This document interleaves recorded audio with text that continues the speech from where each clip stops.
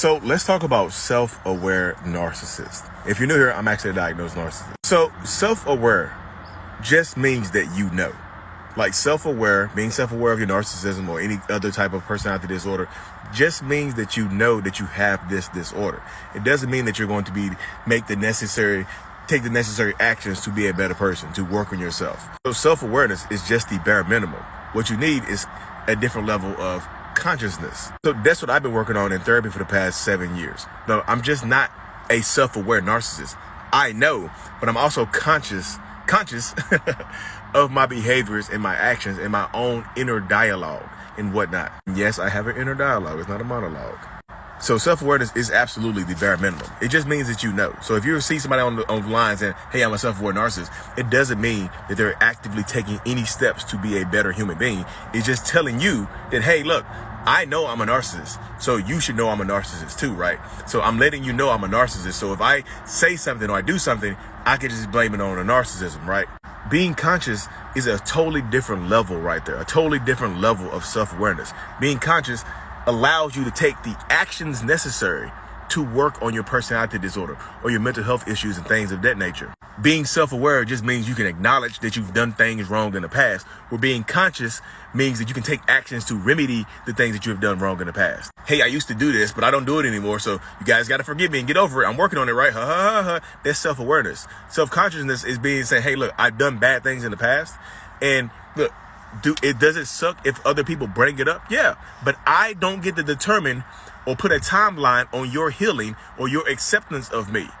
That's what's just going to make a big difference in the lives of self-aware narcissists. A lot of narcissists, self-aware or not, try to put timelines on other people's healing journey and other people's like forgiveness. Like, hey, I've changed my behaviors. I'm not doing this anymore, so you need to forgive me and get over it. What else can I do? What else can you do is continue to work on yourself and prove that you are actually working on yourself. Like, prove it. Like, so many people just like, hey, I go to therapy.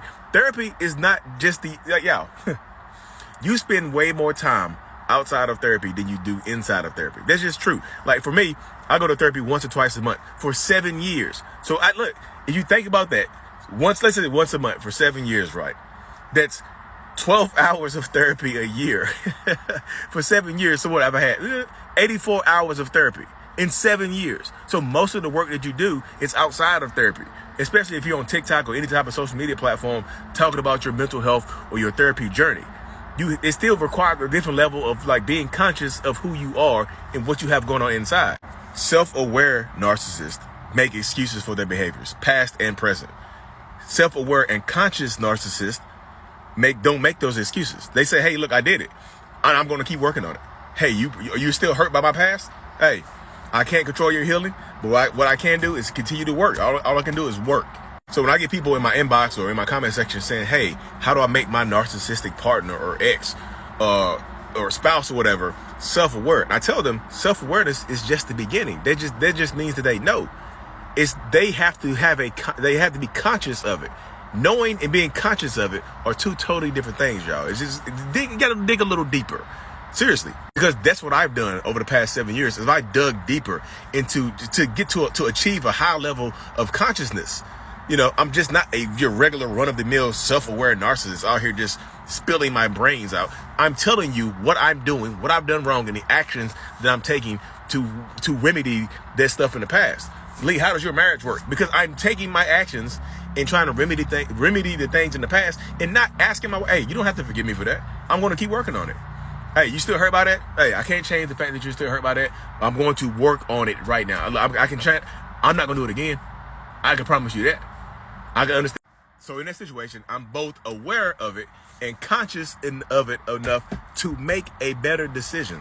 I'm just telling you, just be very wary of self-aware narcissists or self-aware anybody.